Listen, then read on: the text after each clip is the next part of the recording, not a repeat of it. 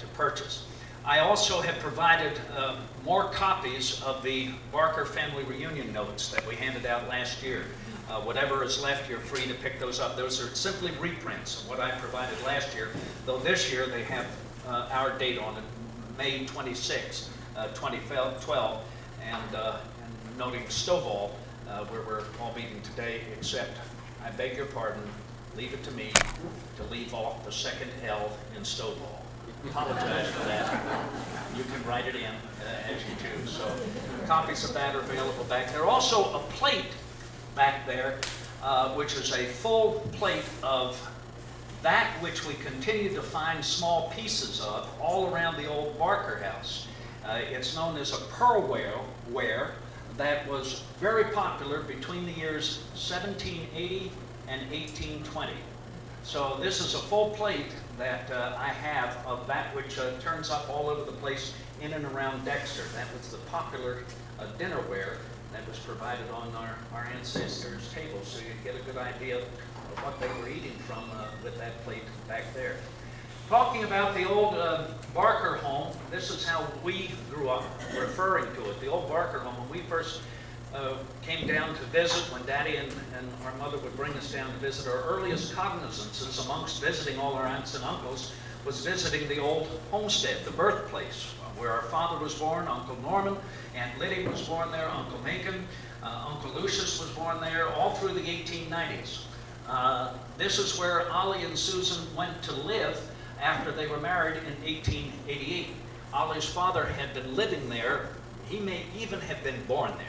We don't know whether he was, but he certainly was living there when he was first married to Martha Allen, and it was here we know that his children, Ollie was born, Ella Lewis, who married James Glover, was born, Cornelia Ann, who married Robert Wilson, was born, Dora was born here, and their brother, a little boy named Lucius, who died in this house when he was only 7 years old during the Civil War and is buried somewhere on the property. We do not know. Our grandmother, Susan Barker, married first Charles J. Barker, and they lived in the old Barker house that stood in Dexter, the one that burned down. Ben was sharing with us memories of that house, and you remember grandmother used to live there in Dexter that burned down. Well, as the family grew and C.J. Barker died, Susan married Ollie Barker, C.J.'s first cousin. C.J.'s father was Ambrose, and he died in the Civil War, superintending fortifications at Fort Weldon in North Carolina. So Susan married Charles J. Barker. He died after 2 years of marriage, and then she married Ollie. They went to live in this house. After Uncle Lucius was born, with so many children living there, they needed a larger place, so they moved to Dexter and moved into C.J. Barker's old home, where Susan had first lived, married to her first husband. This then became more or less a tenant house, and then Uncle Lucius, our grandfather devised this unto Uncle Lucius as an inheritance, and he lived there with his family, and a number of his children were first born there. And then Uncle Lucius' family moved into Aunt Dora's house, where the Harrises live now, I believe, do you not? Where Aunt Dora originally lived before Uncle Lucius and Aunt Marie lived there. In the early 30s, Lucius Green O'Brien, known as Dutch O'Brien, then bought the old Barker place, and that's where he brought up his family, including Aunt Gertrude living there. During the latter 1990s, it was used more or less, Linda, as a tenant house, correct? And tenants were living there.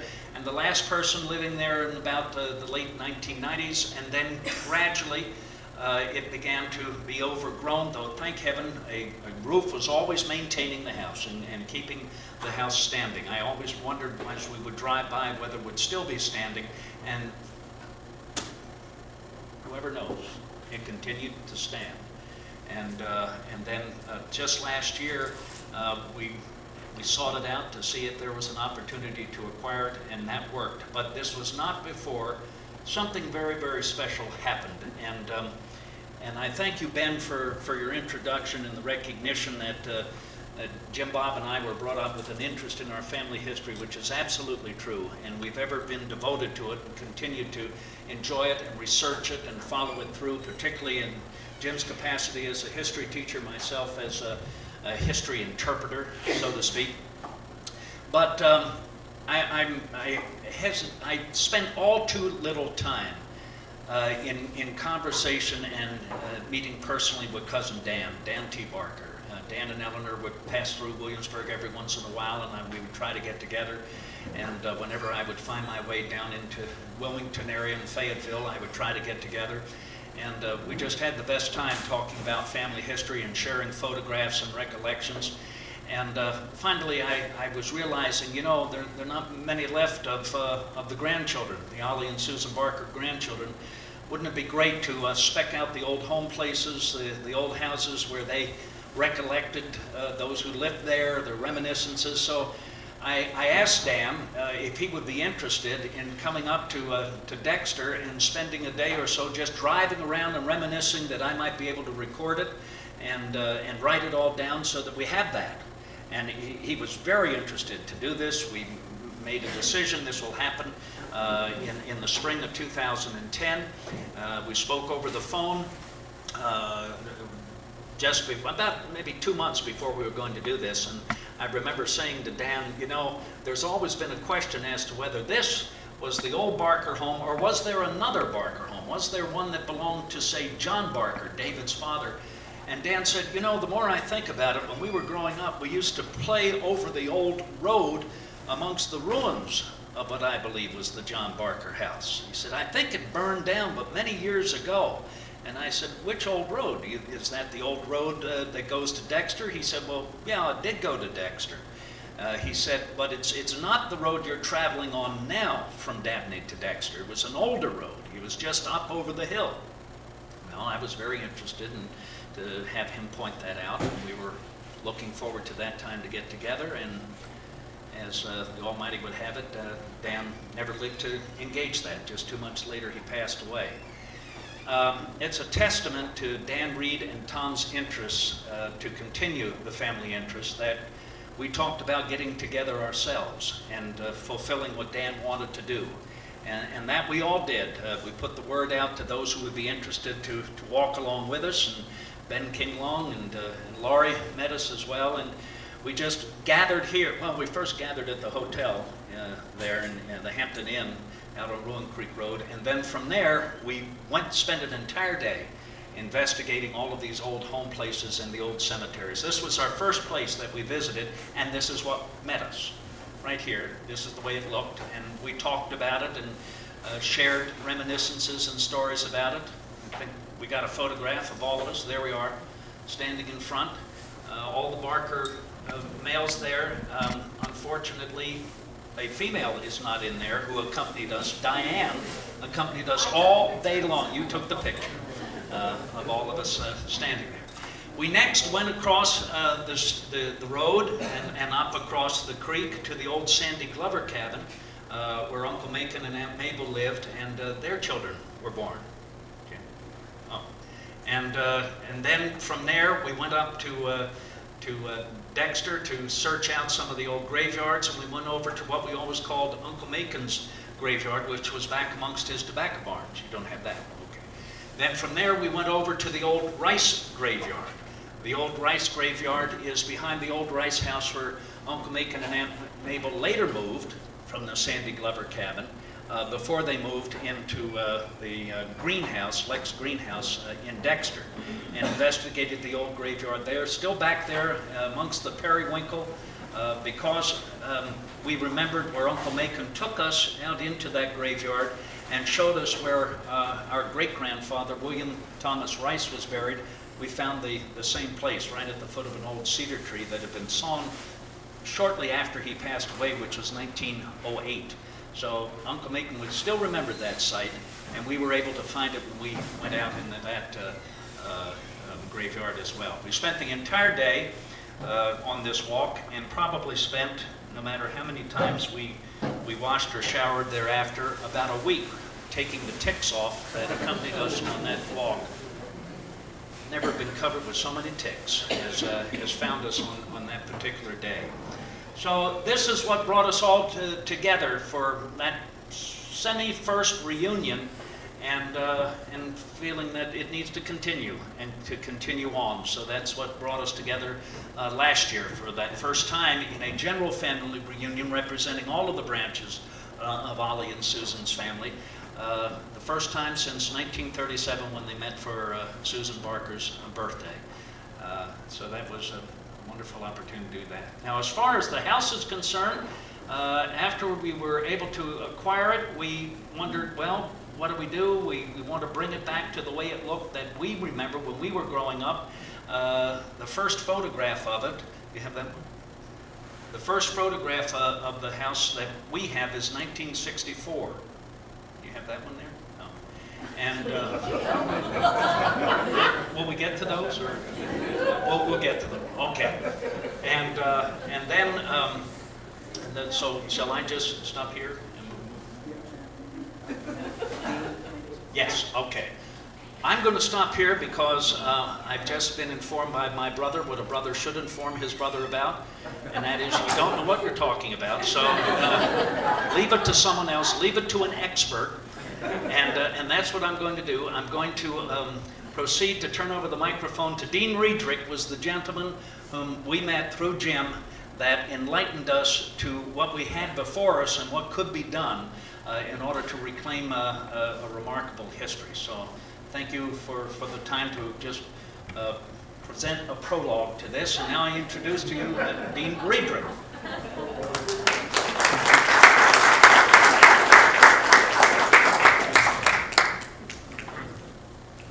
Well, thank you all for having me come to the reunion today. And it's an honor to be here, and a much higher honor to be entrusted with the restoration of this house. I got a call, I guess, in the fall of last year. A friend of mine had been contacted by Jim and Bill about this old house, and she emailed me and said, these folks would like to know a little bit more about this house, and I think you'd be the best person to go up there and sort of sort through about how old it was. And it was a mighty fortuitous thing that I saw that email and took it seriously and gave these guys a call. And, you know, I think when I first talked to them, they said, you know, we think the farmhouse is maybe 1840s, 1850s. And in looking at the photographs that got sent to me in the email, I thought, yeah, that's probably about right, but let's go take a look. There's certainly a lot of great houses out there hiding in the bushes. And, you know, as soon as I walked in the house, I thought, well, it's earlier than 1840. So it was like this progression that probably took, I don't know, 5 minutes. No, it's earlier than 1840. And Bill said, well, you know, we had some ancestors, you know, maybe 1805, 1810. I was like, that sounds closer. Then I looked, saw some nails. I was like, okay, earlier than that. And he was like, okay, so maybe 1790. We went up in the attic and saw this riven siding that had been covered, you know, for a very long time. I said, okay, further back. And so we really, you know, in this short period of time, realized that the house dates well back into the 18th century. And I think probably in the neighborhood of 1770. You know, which for me, I do all restoration work. I don't do any new construction. And I get to work on some really great projects. I'm fortunate. And that is definitely my period of interest. It's the, you know, I just think that it's the part of our built heritage that is so vulnerable right now. Even Granville County, I've done a lot of work in Granville County. But you look through that heritage book, Heritage and Homesteads, and I bet a third of those houses are gone in the last 25 years. And it's all across North Carolina. There's a wonderful house that I saw on one of the maps down near Harris Chapel that was noted on the map as the Stone House, the Stone family house. And it was in great shape in the 1980s, and it's all collapsed in and gone. And so, you know, the house, this Barker house was right on the edge of the cliff, and it's just so incredible that you all have snatched it back. In looking at preservation, so much of preservation, I think, sort of happens by default. People inherit what their parents inherited and what their parents inherited. People got together because they saw everybody at church, or that they were in a close enough community that everyone stayed in touch. And it's getting harder and harder for things to happen that way. And I think what's remarkable now is you all as a family have sort of taken what happened by default and are making sure that it happens by design. And having this reunion annually, grabbing hold of the built environment that your ancestors have done. Dexter is a remarkable crossroads. You go there and there's so much of your family history that's tangible that you can touch. We had, and Jim's going to be able to run through some slides, and I'm grateful for that to show you all what's happened, but I had a group of students from UNCG at the Barker House. I helped teach a field school every summer with UNCG and their historic preservation program. And usually we're at a site closer to Greensboro, but the instructor said, do you want to do something different this year? And I said, absolutely. We've got this great project starting between Henderson and Oxford, and she was like, great, let's do that. And so I was able to bring the students up, and so much of what they deal with is theory, and what I want more than anything is for people, and in that case students, but you all now, to hands-on. The incredible thing about this house is if we're right about the date, and if we're not right about the date, we're still really close. People walked on the floors in that house prior to the Revolution. It's just remarkable. The house was almost 100 years old when the Civil War happened. And it's still the original flooring, the original staircase, a lot of original siding on the house from the 18th century. So it's just this remarkable artifact that you all have, and an incredible opportunity, for it to be the center of the community. The whole Dexter and Dabney and the history that's all between it is just a remarkable thing. So I'm honored to be able to work on it. Jim, if you've got a couple of slides, just. And this is beforehand? Right, yeah, so this is prior to us doing any work on it, but after a bunch of the trees have been cleared away. This chimney was leaning about a foot out, had been broken open from the side. We were able to find a mason who literally took it down brick by brick, stone by stone, had them all laid out, and we reconstructed this chimney back with the stones exactly where they were. This is from the rear of the house. A lot of this was in too bad a condition to save, these additions that got added on the back. But we were able to disassemble them and learn a lot about the house in the meantime. This is the interior of the house. A lot of this, and I hope that you all, and I assume that I can take the liberty of making the invitation. After the reunion, I'm going down to the house. I know Bob and Jim and Bill are also. Any of you all that want to come down there and take a look. It's changed a lot from this. We've sort of been peeling back the layers. A lot of the early part of the work that I'm doing is seeing what was there originally and sort of deciphering what the original house looked like when O.T. Barker was born there and died there. And we really think at this point that the house went through very, very little changes until the 1930s. So we're sort of learning a lot about it. So it looks very different from this now. This is after a lot of those additions were taken out, and it's even come a couple of steps further from this picture now. One of the most remarkable things in this house, if you imagine siding on a house that's exposed to weather never lasts. And one of the first things that we discovered in the Barker house is that it started out as a one-room house. So as you face the house, the larger room to the right was constructed first. And then they built the room on to the left. And when they did that, they covered over one end of siding. And we think that it maybe happened 5 years after construction. So they built the house, got it out of the rain, started clearing the fields, did that, and said, okay, now it's time to make the house a little bigger. So we had one wall that has been protected from weather for 230 years, something like that. And this is oak riven siding. So instead of sawn like siding that you see, on most every house, this was actually split from an oak log. And it's an 18th century technique that, past 1780 you never see. And because it was always exposed to weather, none of it ever survived. So you probably couldn't find riven siding on 10 houses still in North Carolina. So it's just an incredible survivor. So this is that end of the original house, and then this side was the side that was added to it. But it's all mortise and tenon construction and pegged together, hand-wrought nails that were made by a blacksmith. So all really good 18th century features. So we disassembled the section on the back that had been additions and exposed the original form of the house.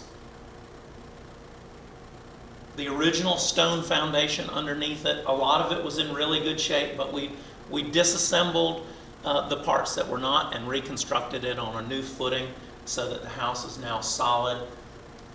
Did repairs to the frame. But just, again, remarkable that it has made it this long. Houses just don't make it that long. So this is after a lot has been peeled off and looking at the house from the front and after a lot of the clearing has happened. So we're in the process now of reconstructing the original porch configuration, putting siding back like it was. The roof eaves had gotten extended in the 1930s, so we're taking those back to where they were.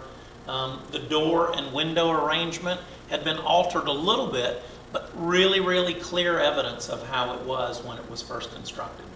And so we're putting all that back. Yeah, this chimney, it was really about to go when you drove down the driveway, especially once the trees were taken away. I have a feeling the trees were doing a large part of the structural integrity of the building.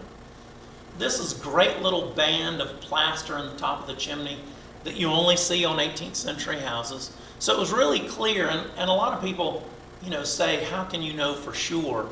And, if you just find one of these little details, you maybe would say, well, maybe that's not conclusive. But we were able to find so many things that all dated from the 18th century that it's just really clear the period of construction. Yeah, so this is how much that chimney leaned. And the big tree that kind of split the chimney apart. And this is with it reconstructed and new siding on that end of the house. So this is with the house lifted up so that we could redo the foundation underneath. And this is with the foundation done and back complete, so we had it setting back on good solid footing. The frame is just beautiful, and there's still a lot of it exposed that you all can see if you come by and take a visit. It's all marked with Roman numerals, so they had it on the ground when they were building this big mortise and tenon timber frame. Marked each piece once they had fit and knew it was going to work. They'd take it up to the site and put it together. So you can see, here's little Roman numerals on the brace and on the sill.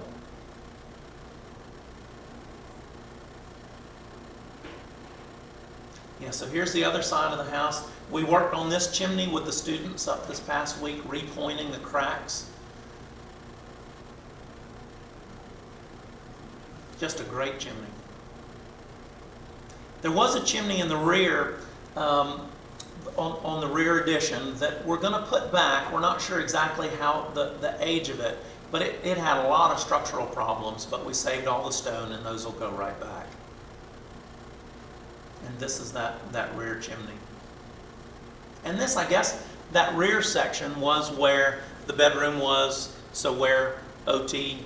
was likely born, and Bill and Jim and Bob's father, and I guess a lot of your other relatives born in that back room. So this is part of the class that we held this past week, where we've started putting back the windows as they were, the porch form back as it was. We covered a lot of ground, and it was just an exceptional class. And it was a lot of fun for me because, again, I got to introduce these students to something that they wouldn't ordinarily see. Years. All right. Remember what year that was? That's May of 2010. That was after we had come back from that day. After the. And all gathered at dinner. And that's part of that. That's probably it for me. If you guys want to take over from here, I do hope that you all will. Yeah, since I don't recognize anyone, I'll stop making things up at this point. But you all feel free to come down, and if you can't make it today, if you're in the neighborhood and see the gate open, stop by and see what we're doing. Thank you, Dean. You bet.